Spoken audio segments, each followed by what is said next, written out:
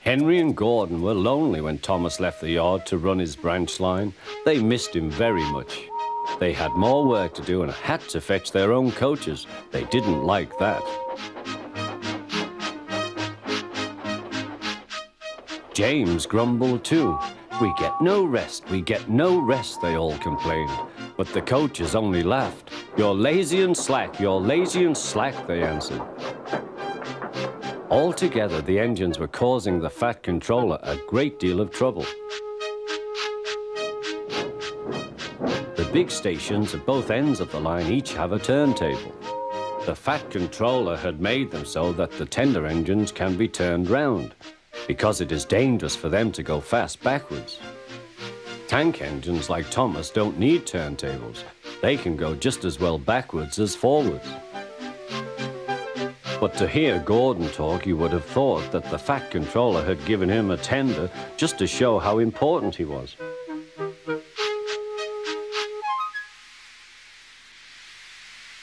"You don't understand, little Thomas. We tender engines have a position to keep up.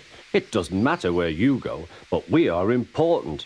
And for the Fat Controller to make us shunt trucks, fetch coaches, and go on some of those dirty sidings, it's not the proper thing."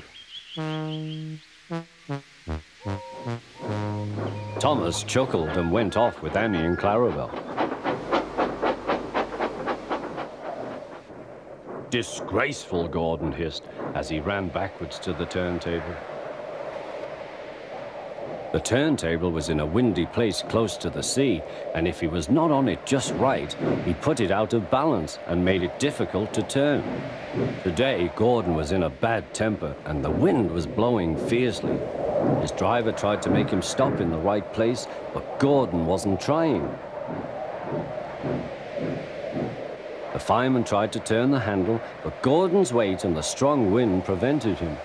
"It's no good," they said at last. "Your tender upsets the balance. If you were a nice tank engine, you'd be all right. Now you'll have to pull the next train backwards." "Look," called some boys, "there's a new tank engine." "Oh, it's only Gordon back to front." "Hello," called Thomas, "playing tank engines? Sensible engine. Take my advice, scrap your tender and have a nice bunker."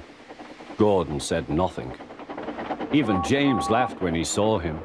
"Take care," hissed Gordon, "you might stick too." "No fear," chuckled James, "I'm not so fat as you." "I mustn't stick," thought James. He stopped on just the right place to balance the table. It could now swing easily.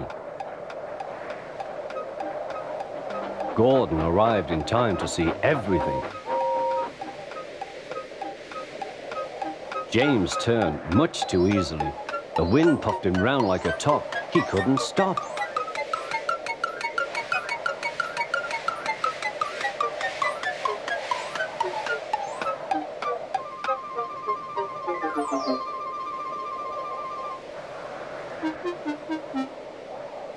"Well, well," said Gordon, "are you playing roundabouts?"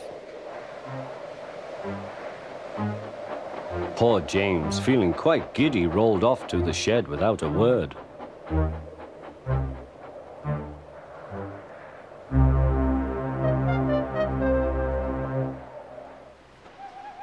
That night, the three engines had an indignation meeting. It's shameful to treat tender engines like this. Gordon has to go backwards and people think he's a tank engine. James spins round like a top and everyone laughs at us. And to add to that, the Fat Controller makes us all shunt in dirty sidings. Blech! "Listen," said Gordon. He whispered something to the others. "We'll do it tomorrow. The Fat Controller will look silly." The engines had decided to go on strike.